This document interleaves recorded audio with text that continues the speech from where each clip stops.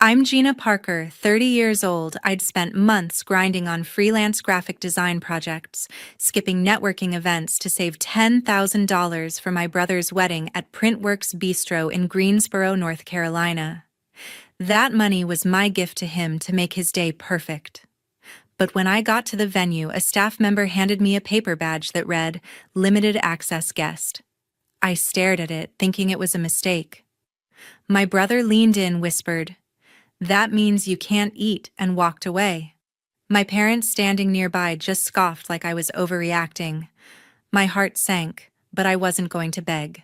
I walked straight to the gift table, grabbed my envelope with the $10,000 check, and said loud enough for the room to hear, "I don't think you'll be needing this anymore." The gasps hit like a wave. My brother ran after me, shouting, "Come back!" But I kept walking, the sound of my heels clicking against the floor, leaving behind the panicked shouts and stunned faces. The door closed, and I knew tonight was only the beginning.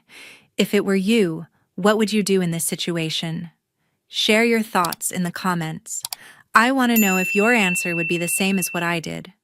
After walking out of my brother's wedding, I drove back to my apartment in Greensboro, the $10,000 check burning a hole in my purse. I got home, tossed my keys on the counter, and sank onto my couch. Sleep wasn't an option. My mind kept spinning. How could my own family do this?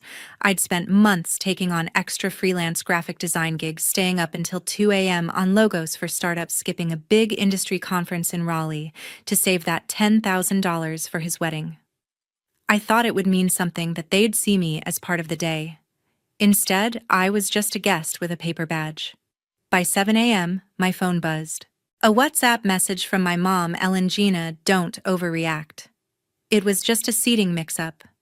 A mix-up. I read it 3 times, waiting for an "I'm sorry," that never came. Then my dad, Kenneth, called. I stared at his name on the screen, my thumb hovering, but let it go to voicemail.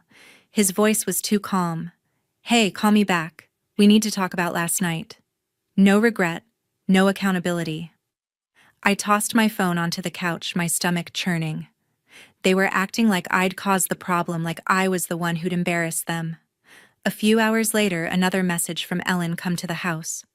"We'll sort this out." I didn't want to go. My gut screamed to stay away, but a small part of me clung to hope.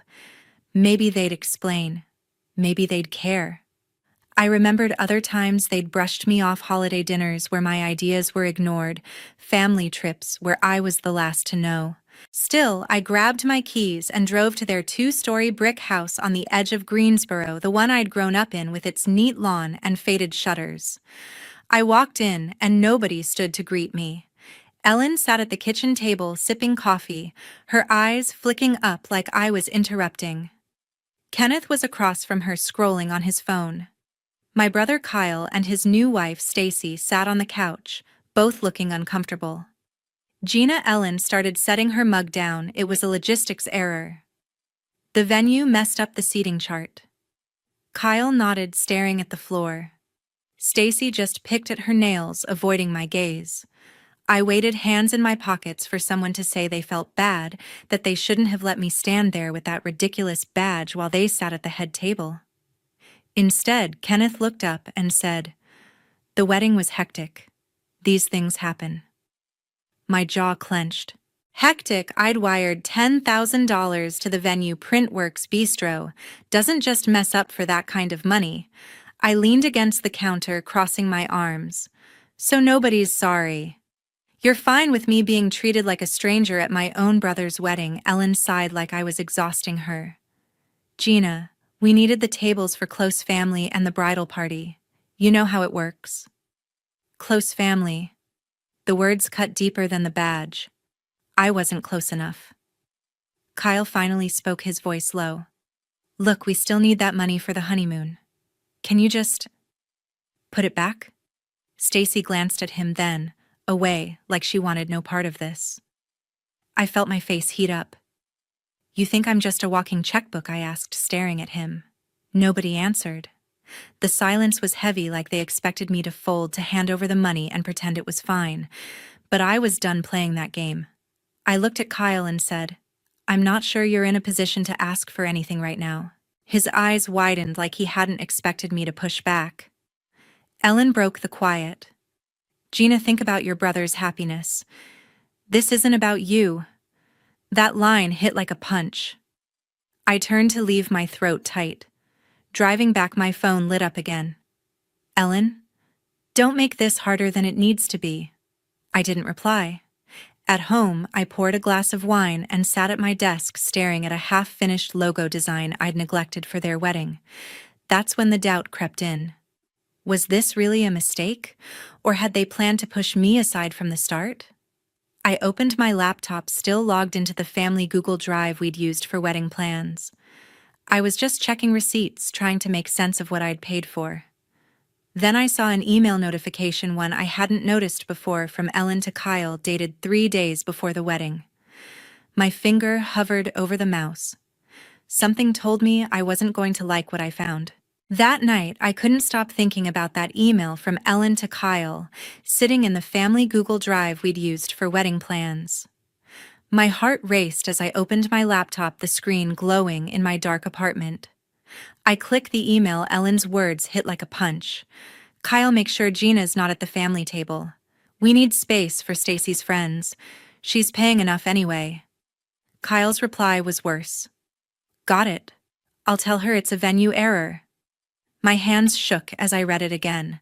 They'd planned it. My own mom and brother decided I didn't belong even after I'd wired $10,000 for their perfect day at Printworks Bistro. I wasn't a sister to them. I was a sponsor. The next morning, Kyle called, his voice softer than usual. Gina, come to Mom and Dad's. We need to talk. I didn't trust him, but I wanted to look them in the eye to see if they'd admit what they'd done. I drove to their 2-story brick house in Greensboro, pulling into the driveway with my stomach in knots. Ellen was in the kitchen, stirring her coffee like nothing was wrong. Kenneth sat at the dining table, flipping through a newspaper. Kyle and his wife Stacy were on the couch, their hands clasped, but Stacy's eyes stayed on the floor. Nobody greeted me. The silence felt like a wall. I leaned against the counter, arms crossed. So you want to explain why you plan to kick me out of the family table? Ellen's spoon froze mid-stir.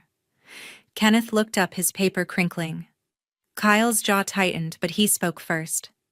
Gina, it was a logistics error. We told you. Ellen nodded. The venue messed up, honey. Let's not make a big deal. Kenneth added, we just need the money back for the honeymoon. Can we move on?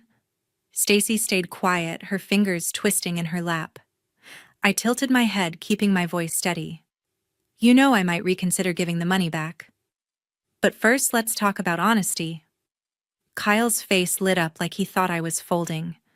Ellen sipped her coffee, relaxing. Kenneth smiled like we were all good. Stacy just watched me, her expression blank. They thought they'd won. But then I remembered something else. 2 years ago, Kyle had begged me for $5,000 to start his coffee shop in downtown Greensboro. I'd just finished a big branding project for a local restaurant, and I gave him the money, no questions asked. He'd promised to pay me back when the shop took off. He never did. That memory sparked something in me. I glanced at the corner of the living room where Kyle's laptop bag sat by the TV stand. It was my old MacBook, worth about $1,500, that I'd lent him last year when his crashed before his shop's opening. He'd never returned it, never even offered. I walked over, picked up the bag, and slung it over my shoulder. I'm taking this back, I said, staring at Kyle. His face turned red. What? That's mine, he snapped, standing up. I raised an eyebrow. No, it's mine. I lent it to you just like I lent you $5,000 you never paid back. Ellen slammed her mug down. Gina, this is outrageous. You can't just take his things.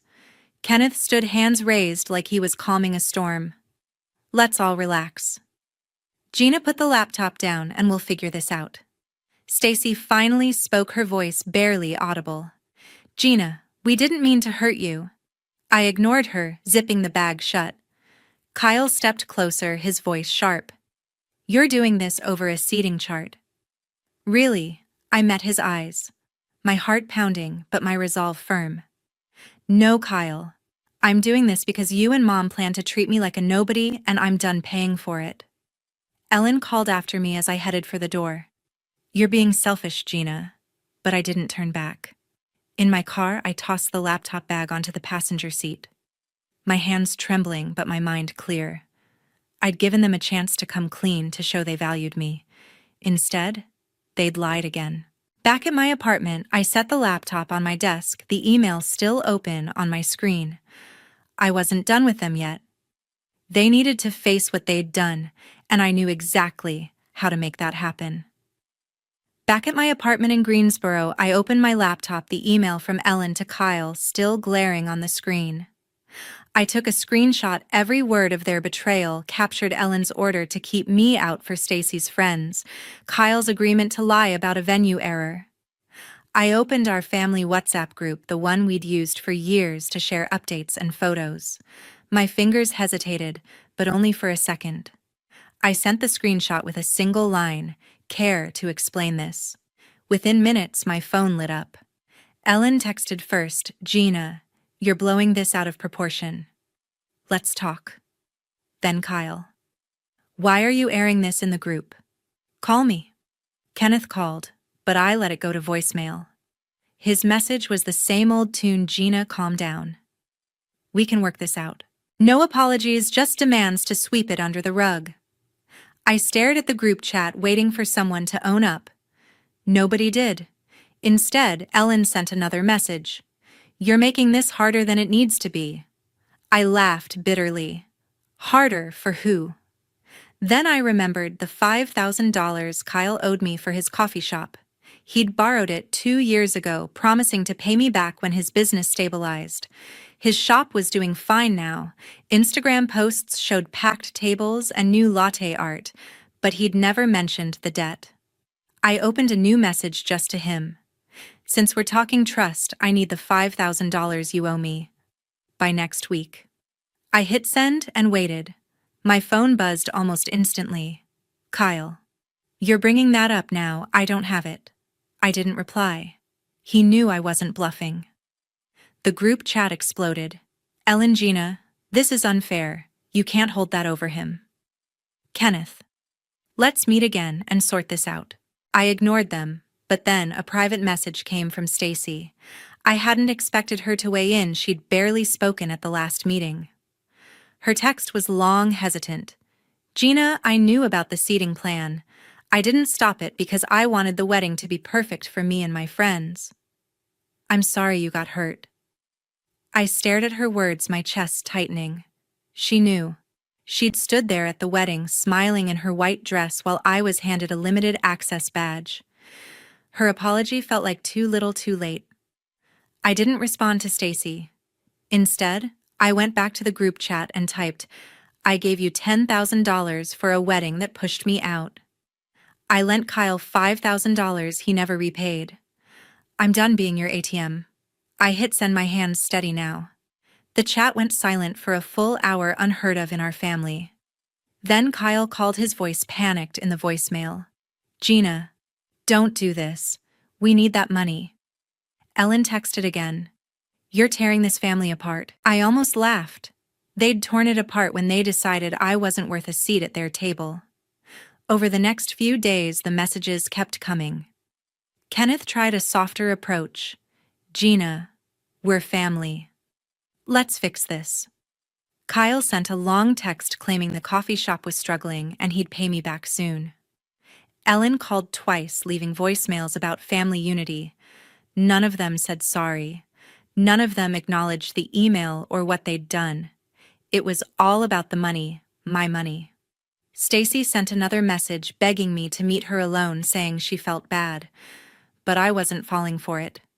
Her silence at the wedding spoke louder than her words now. I sat at my desk staring at the logo design I'd been neglecting for a client.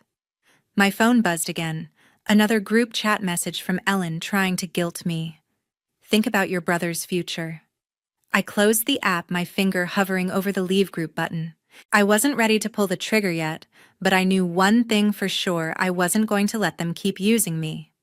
They'd crossed a line, and I was already planning my next move.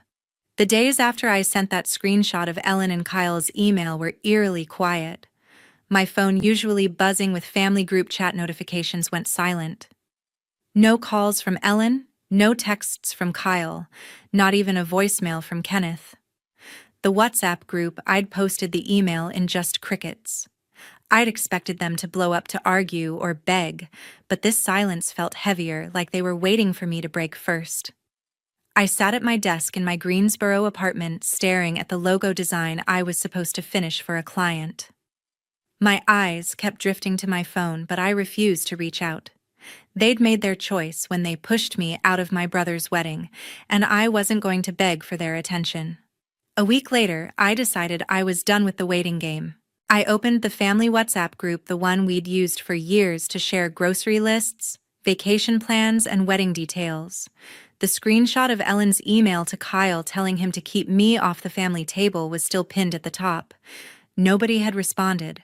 I scrolled through years of messages. My suggestions for family dinners, ignored my updates about freelance projects, met with cool or nothing at all. I'd been invisible to them long before that limited access badge. My finger hovered over the Leave Group button. I hit it and the chat disappeared from my phone. Then I opened Facebook, found the family group there, and left that too.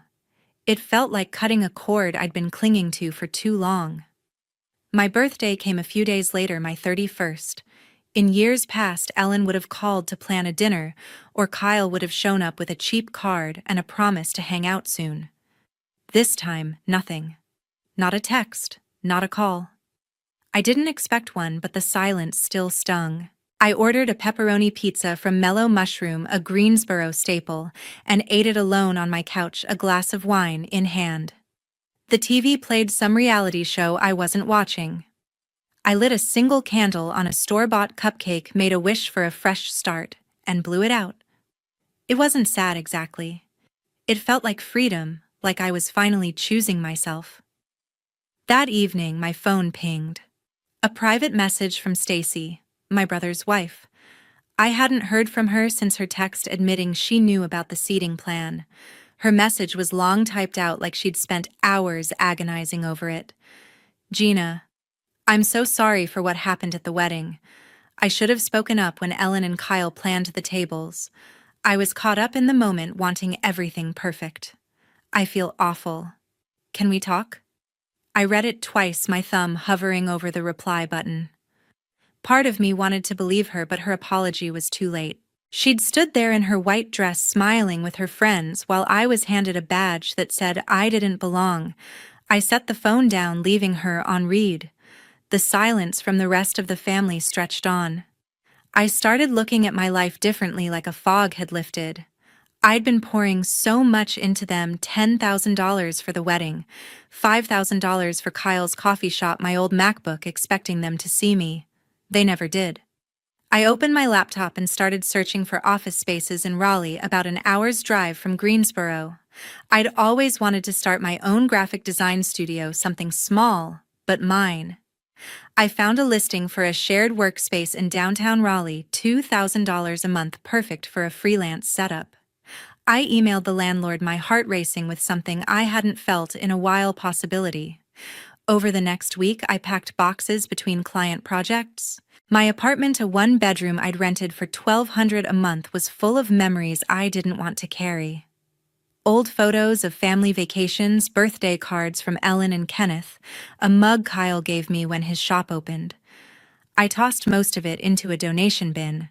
My phone stayed quiet except for one last text from Ellen: Gina, we're still family. Don't shut us out. I didn't reply. She hadn't mentioned the email, the wedding, or the $5,000 Kyle still owed me. It was just another guilt trip, and I was done falling for it. By the end of the month, I'd signed a lease for the Raleigh office and found a new apartment nearby. I wasn't running away, I was moving towards something better. The family I'd spent years trying to please had shown me who they were, and I was ready to let them go. As I packed the last box, my phone buzzed again. Another message from Stacy asking to meet. I didn't open it. I was already looking ahead to a life where I didn't have to prove my worth to anyone. Weeks after I left the family group chat and blocked their numbers, I was packing the last of my Greensboro apartment ready to leave it all behind. I'd already signed a lease for a new place in Raleigh, a one-bedroom for $1,500 a month, and a shared office space for $2,000, where I'd start my own graphic design studio. The silence from my family was deafening, just as it had been since I'd exposed their email in the WhatsApp group, revealing how Ellen and Kyle planned to push me out of the wedding for Stacy's friends. I didn't expect to hear from them again, and I didn't. My phone stayed quiet. No texts, no calls, no apologies for the $10,000 I'd given for the wedding, or the $5,000 Kyle still owed me for his coffee shop. I was done waiting for them to see my worth. As I taped up boxes, a friend from Greensboro, Sarah, texted me. She'd heard through the grapevine about my family's fallout. Kyle's shop closed last week, she wrote. Signs down, windows boarded. I wasn't surprised. Kyle's coffee shop, the one I'd helped fund with $5,000 2 years ago, had been struggling for months. I'd seen it on Instagram, empty tables, fewer posts, a closed for maintenance sign that never came down. Sarah said Kyle had mismanaged the place, spending more on fancy equipment than marketing, and hadn't paid vendors in months. The $5,000 he owed me was long gone, buried in his failed dream. I felt a pang, not for him, but for the part of me that once believed he'd pay me back. Sarah also mentioned my parents, Ellen and Kenneth. They'd been telling relatives I'd overreacted to the wedding, but their story wasn't landing. A few family friends had pulled back, uncomfortable with how Ellen had orchestrated the seating plan to favor Stacy's guests while I footed the bill. At their church group, whispers about their behavior had started to spread, and Ellen's usual social calendar, book clubs, charity lunches, was noticeably quieter. Kenneth, always the quieter one, had retreated further, avoiding questions about me. They were starting to feel what it meant to lose me, not just as a daughter, but as someone who'd held their world together with money and time. Stacy, Kyle's wife, was facing her own fallout. Sarah said she'd overheard Stacy at a local cafe trying to explain the wedding drama to mutual friends. She admitted knowing about the plan to exclude me, but claimed she didn't think it was a big deal. Our friends weren't buying it. They'd known me for years, seen me pour everything into that wedding only to be handed a limited access badge. Stacy's attempts to smooth things over fell flat, and her marriage to Kyle was fraying under the stress of his failed business and the family rift. I didn't feel sorry for her. She'd made her choice when she stood silent at the altar, letting me take the hit. I loaded the last box into the moving truck, my MacBook, the one I'd taken back from Kyle, safely packed. I drove the hour to Raleigh, the city's skyline welcoming me like a fresh start. My new apartment was small but bright, with a view of downtown. The office space was even better, a corner spot with big windows perfect for Parker Designs, the studio I'd named after myself. I hired an assistant, a recent art school grad named Mia, and we set up 2 desks, a coffee maker, and a whiteboard for brainstorming. My first client was a Raleigh craft brewery needing a logo and packaging design. The work felt alive, like I was finally building something for me, not my family. Months later, I stood in my studio reviewing the brewery's finished logo on my screen. It was clean, bold, exactly what they'd wanted. Mia was already scheduling calls with new clients, a boutique, a tech startup. Parker Designs was small, but it was mine, built without a single dollar from anyone else. I'd heard more about my family through Sarah. Kyle was working odd jobs now, unable to restart his business, his credit shot from unpaid loans. Ellen and Kenneth were still in their Greensboro house, but their social circle had shrunk, their reputation dented by their own actions. Stacy had moved out temporarily, staying with a friend while she and Kyle figured things out. I didn't gloat. It wasn't about revenge. It was about justice, about their choices catching up to them. I thought about the years I'd spent trying to prove myself to them. The $10,000 for the wedding, the $5,000 for Kyle's shop, the MacBook I'd lent him. They'd taken it all, given me nothing but a badge that said I didn't belong. Ellen Parker. My mom and Kenneth Parker. My dad had chosen control over love. Kyle Parker. My brother had chosen greed over loyalty. Stacy Parker, his wife, had chosen silence over fairness. I, Gina Parker, had chosen myself. Here's what I learned: family doesn't define your worth. If they don't value you, walk away. It's hard, but it's better than letting toxic people drain your life. Don't let them hold you back like I almost did, pouring money and heart into people who saw me as a means to an end. Thanks for listening to my story.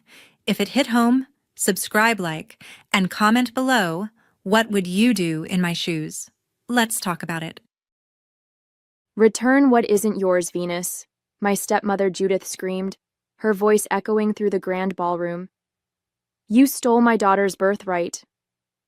The crystal chandelier lights seemed to dim as every face in the room turned to stare at me. My heart pounded in my chest as I stood frozen, champagne glass nearly slipping from my fingers. My name is Venus Carter, and I'm a 31-year-old pianist who never expected to be running my father's manufacturing company.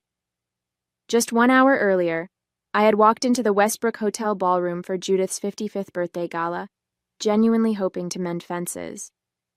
It had been a year since my father's passing, and the tension between us was suffocating.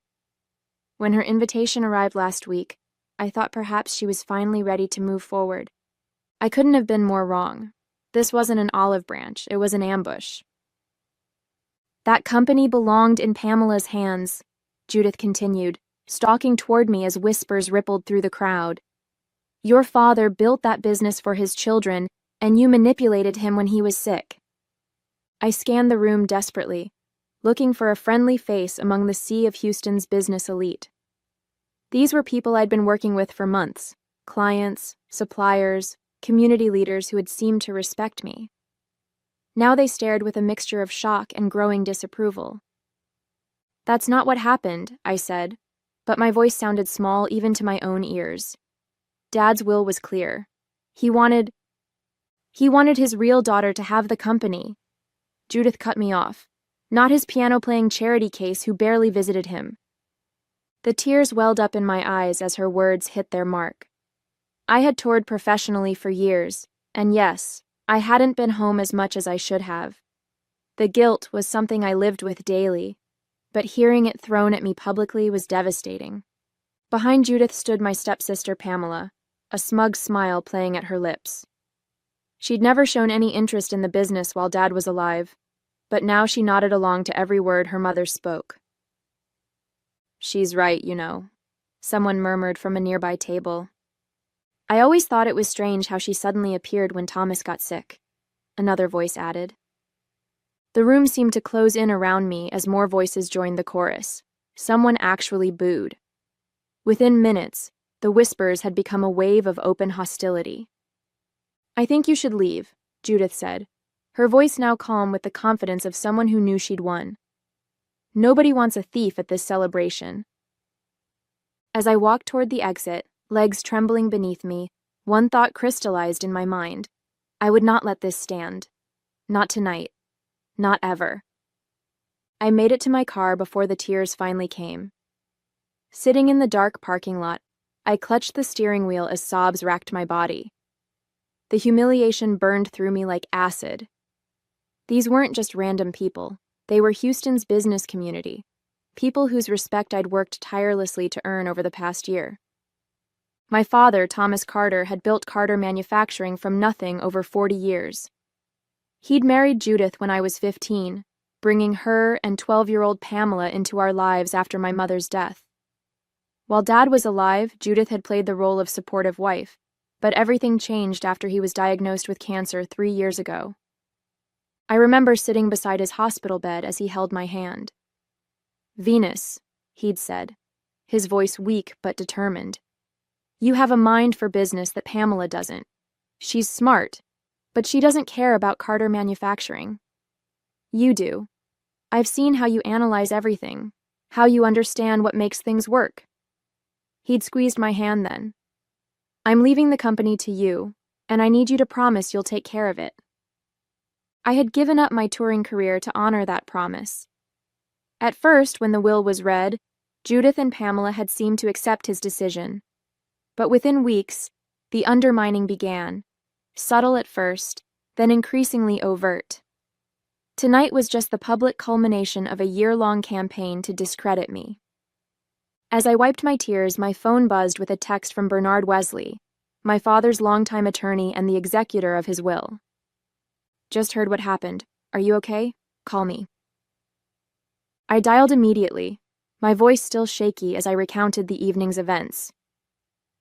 "This is unacceptable," Bernard said, his familiar baritone filled with indignation. "Judith knows perfectly well that your father was of sound mind when he made that will. We have video of him explaining his decisions. She's contested the will 3 times and lost every appeal." "They all believe her, Bernard," I whispered. "Everyone in that room thinks I'm some manipulative thief." There was a pause, and then Bernard asked the question that would change everything. "Do you have your laptop with you?" "It's in my trunk," I replied, confused by the sudden shift. "Good.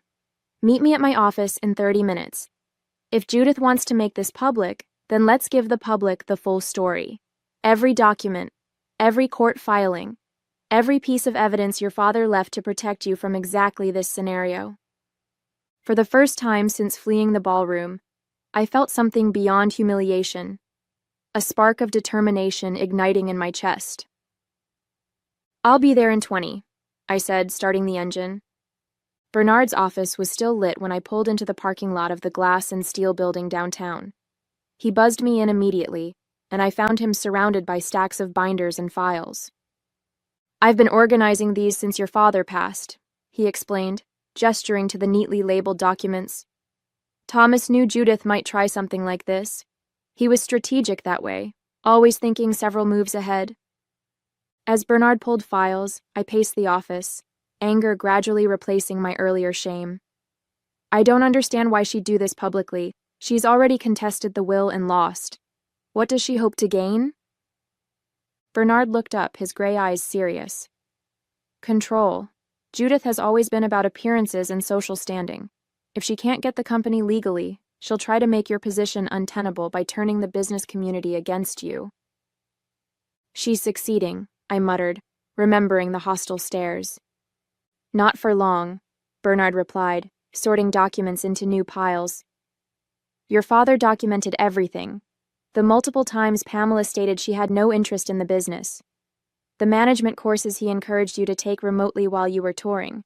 The weekend strategy sessions you two had whenever you were home." He handed me a USB drive. "This contains video testimony from your father explaining his decision. He recorded it 3 months before he passed, specifically to prevent Judith from challenging his competency." I clutched the drive, remembering that day. Dad had been so weak, but his mind remained razor-sharp. While I'd known about this recording, I hadn't had the heart to watch it since his death. "There's more," Bernard continued. "Financial records showing how you've grown the company by 22% since taking over. Employee testimonials about how you prevented layoffs when the Anderson contract fell through. The board meeting minutes where you proposed giving Pamela a director position, which she declined because it involved too much boring paperwork." A plan began forming in my mind. "Bernard, is that color printer of yours still lightning fast?" He smiled, understanding dawning on his face. "Indeed it is, and I have plenty of binders." For the next hour, we worked side by side, organizing irrefutable documentation that told the true story of Carter Manufacturing's succession. Bernard printed copies of court decisions, financial statements, and employee letters. I organized them into presentation binders, one for each table at the gala. As we worked, Bernard made calls to 3 of his associates who agreed to meet us at the hotel. These respected attorneys would lend additional credibility to our presentation. "This isn't just about clearing your name tonight," Bernard said as we finished. "This is about securing your position permanently. After this, Judith won't be able to undermine you again." I checked my watch just past 10 p.m. The gala would still be in full swing. "You know," I said, loading the binders into Bernard's SUV, "my father always told me that in business, you don't just defend yourself when attacked. You respond with such overwhelming evidence that your opponent regrets ever questioning you in the first place." Bernard smiled. He would be proud of you tonight. I took a deep breath. Let's go. The drive back to the Westbrook Hotel was silent, my nervous energy filling the car as Bernard navigated through downtown Houston's Saturday night traffic. The binders sat in the back seat, each one containing what felt like my entire life. My father's wishes, my hard work, my legitimacy. Remember, Bernard said as we pulled up to the valet stand, you're not just Thomas Carter's daughter tonight. You're the CEO of Carter Manufacturing. We unloaded the SUV, Bernard's 3 colleagues joining us at the entrance. The 4 attorneys in their impeccable suits created a powerful visual, like a legal fortress around me. The same doorman who had watched me flee in tears now stepped aside with wide eyes. My heart hammered as we approached the ballroom doors. Inside, the gala appeared to be continuing as if nothing had happened. Crystal glasses clinked, expensive perfume hung in the air, and the string quartet played a familiar waltz. The moment I stepped through the doorway, however, a hush fell over the nearest tables. The silence spread like a wave as heads turned and conversations died. Judith stood near the cake display, champagne flute in hand, looking triumphant. When she spotted me, her smile vanished. Pamela, beside her, grabbed her mother's arm, whispering urgently. "Ladies and gentlemen," Bernard announced, his authoritative voice carrying across the room. "Please excuse the interruption. My name is Bernard Wesley, longtime counsel to Thomas Carter and executor of his estate. I believe there has been some misunderstanding about Carter Manufacturing that needs clarification." The quartet stopped playing. Every eye in the room fixed on us. Earlier this evening, serious accusations were made against Venus Carter, the rightful CEO of Carter Manufacturing, Bernard continued. As officers of the court, my colleagues and I are here to present the legal and factual record. My legs trembled slightly as we moved forward. The attorneys began distributing binders to each table while I walked directly to the small stage where the quartet sat. One of the musicians handed me the microphone. 2 hours ago, I was accused of stealing my father's company, I began, my voice steadier than I expected. I was called a thief and a manipulator. I was booed and humiliated in front of all of you. I paused, scanning the room. Some guests looked down, unable to meet my gaze. Others appeared confused, opening the binders with furrowed brows. My stepmother, Judith Carter, orchestrated that scene. What she didn't tell you is that she has contested my father's will 3 times in court. I nodded to Bernard, who projected the court documents onto the large screen behind me. She lost each time because my father's wishes were explicit and legally binding. Judith started moving toward me, but 2 of Bernard's colleagues stepped smoothly into her path. "Before you hear from me," I continued, "I'd like you to hear from my father." Bernard connected the USB drive to the sound system. The screen flickered, and then my father appeared, gaunt but clear-eyed, sitting in his study at home. The room fell into complete silence as my father's image appeared on screen. Despite his illness, he sat straight in his leather chair, his once robust frame now thin, but his eyes still sharp with intelligence. Several people gasped. Some hadn't seen how ravaged he'd become in his final months. "My name is Thomas Carter," he began, his voice raspy but firm. "I'm recording this statement on March 15th of last year, in the presence of my attorney Bernard Wesley and Dr. Catherine Wilson, who has certified my mental competence." The camera panned briefly to show both professionals before returning to my father. "I am the founder and CEO of Carter Manufacturing. After considerable thought and planning, I have decided to leave controlling interest in my company to my daughter, Venus Carter." Dad shifted slightly, wincing with discomfort before continuing. "I want to address why I've made this decision, as I anticipate it may cause conflict after I'm gone." His gaze seemed to look directly at Judith, even though he couldn't have known she would be watching this recording at her birthday gala a year later. Venus has demonstrated both the acumen and passion needed to lead Carter Manufacturing. Despite her career as a pianist, she has spent countless hours learning the business, analyzing our operations, and understanding our industry.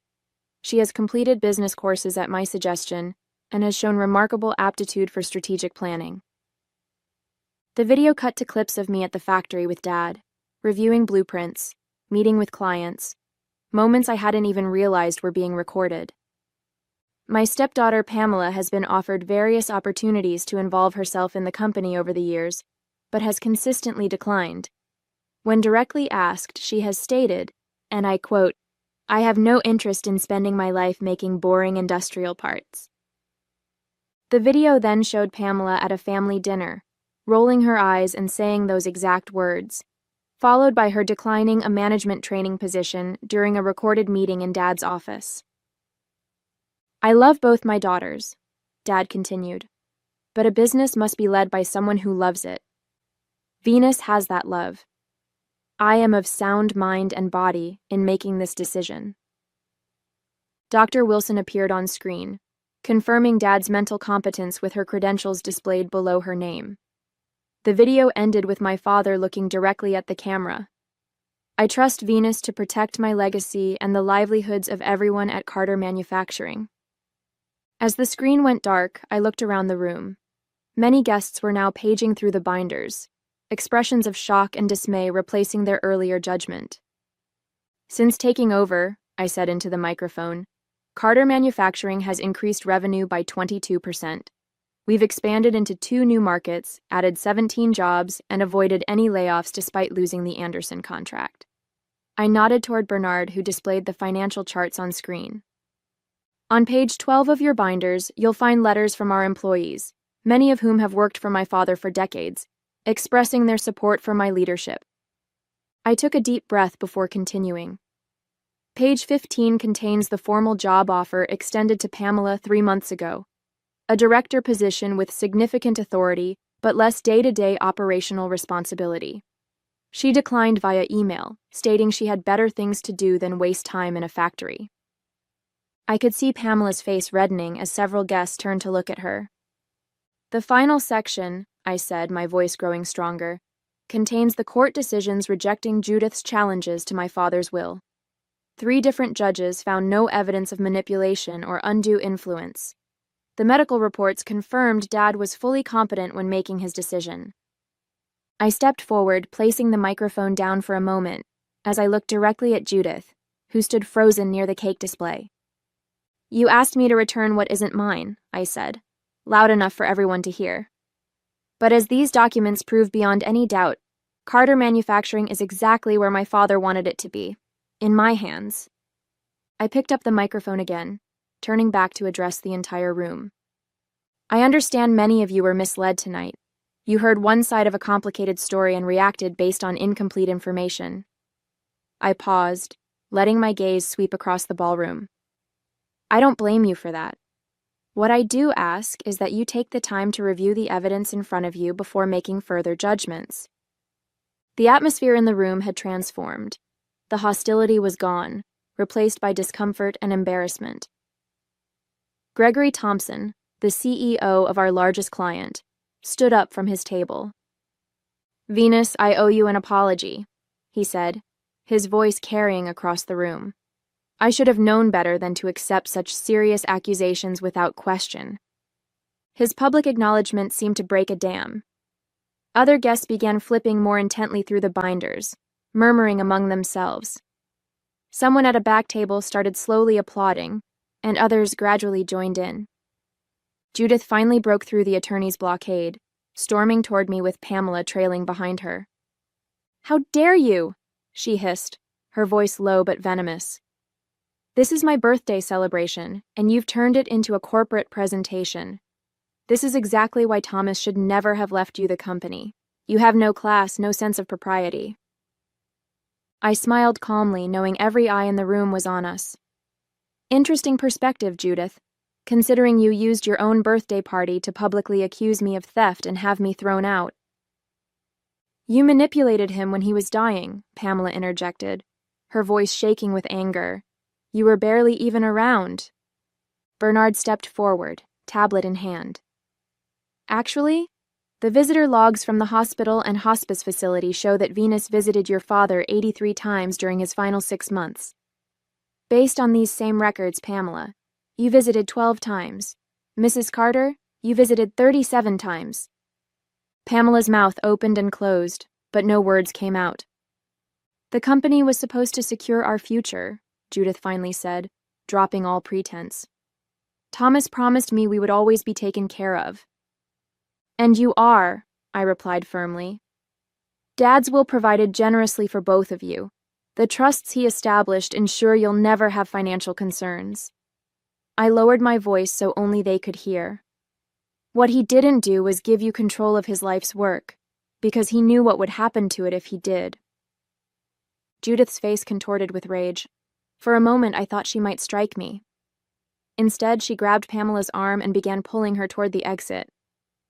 This isn't over, she threw over her shoulder. Actually, it is, Bernard called after her. Any further legal challenges will be considered vexatious litigation and will seek sanctions. As they disappeared through the doors, the tension in the room visibly deflated. Guests began approaching me, offering apologies and congratulations on the company's success. Some admitted they had always found Judith's version suspicious, but hadn't felt comfortable speaking up. Edward Winters, the former CFO who had worked with my father for 20 years before retiring, made his way to my side. Thomas was right about you, he said, squeezing my hand. You've got his backbone. He used to say you had your mother's talent but his head for business. Tears pricked at my eyes, but they weren't tears of humiliation this time. Thank you, Edward. That means everything to me. As the evening continued, I found myself surrounded by support instead of scorn. Bernard stood nearby, satisfaction evident in his smile. The attorneys began collecting the binders. They had served their purpose. What now? Bernard asked as the party gradually returned to normal. I looked around at the room full of Houston's business elite, many of whom would be crucial to Carter Manufacturing's future success. Now, I said, straightening my shoulders, I network. After all, I'm not just Thomas Carter's daughter tonight. I'm the CEO of Carter Manufacturing. 6 months have passed since Judith's disastrous birthday gala. That evening marked a turning point, not just in how the business community viewed me, but in how I viewed myself. Walking back into that ballroom with evidence and truth had transformed me in ways I'm still discovering. Carter Manufacturing has flourished beyond even my most optimistic projections. After the gala, several guests approached me with new business opportunities. Gregory Thompson's company doubled their order, and 3 former clients who had been wavering returned with long-term contracts. Our workforce has grown by 32 employees, and we've expanded to a second facility in Austin. The aftermath for Judith and Pamela wasn't what anyone expected. 2 weeks after the gala, Pamela showed up at my office unannounced. She sat across from me, nervously twisting her hands. I need a job, she said bluntly. Mom's gone through most of her personal savings on those legal challenges, and my trust from Dad doesn't fully mature for another 3 years. I studied my stepsister's face, searching for deception but finding only desperation. Why come to me, especially after everything that happened? Because, she admitted reluctantly, you're the only one who's actually succeeding. Everyone else in Mom's social circle is just pretending. Against Bernard's advice, I offered Pamela an entry-level position in our marketing department. To my surprise, she accepted. And even more surprisingly, she's shown genuine aptitude for the work. We're not friends, and perhaps we never will be, but there's a growing professional respect between us. Judith, on the other hand, left Houston shortly after the gala. She moved to Phoenix, where she's reportedly pursuing a new wealthy widower. Our paths haven't crossed since, and I doubt they will anytime soon. My personal life has undergone equally significant transformations. For years, music had been my identity. The piano, my constant companion through childhood loneliness after Mom died, through the awkward blending of families when Dad married Judith, through the grueling schedule of conservatory and touring. When Dad got sick and I stepped away from performing, I thought I was just taking a temporary break. But running Carter Manufacturing has awakened something unexpected in me. The challenge of leadership, the satisfaction of creating jobs and solving problems, These things fulfill me in ways I never anticipated. I still play piano, usually late at night when the day's work is done, but my relationship with music has evolved into something more personal and less performative. Last month, I did something Dad would have loved. I established the Thomas Carter Foundation, dedicated to bringing music education to underprivileged schools across Texas. The foundation also provides business mentorship to young entrepreneurs, combining both sides of my life into something meaningful. At our launch event, I performed publicly for the first time since taking over the company, playing my father's favorite Chopin nocturne on a grand piano we'd brought into the factory. As I played among the machines my father had built, surrounded by the employees whose livelihoods he had secured and I now protected, I felt his presence more strongly than I had since his death. I realized that inheritance isn't just about assets and ownership. It's about carrying forward the best parts of those we've lost while adding our own unique contributions. The business community that once booed me now points to Carter Manufacturing as a model of innovation and ethical leadership. The company thrives, Pamela is finding her way, and I've discovered a new harmony between the artist I was and the businesswoman I've become. Dad was right all along. Some legacies aren't stolen, they're earned.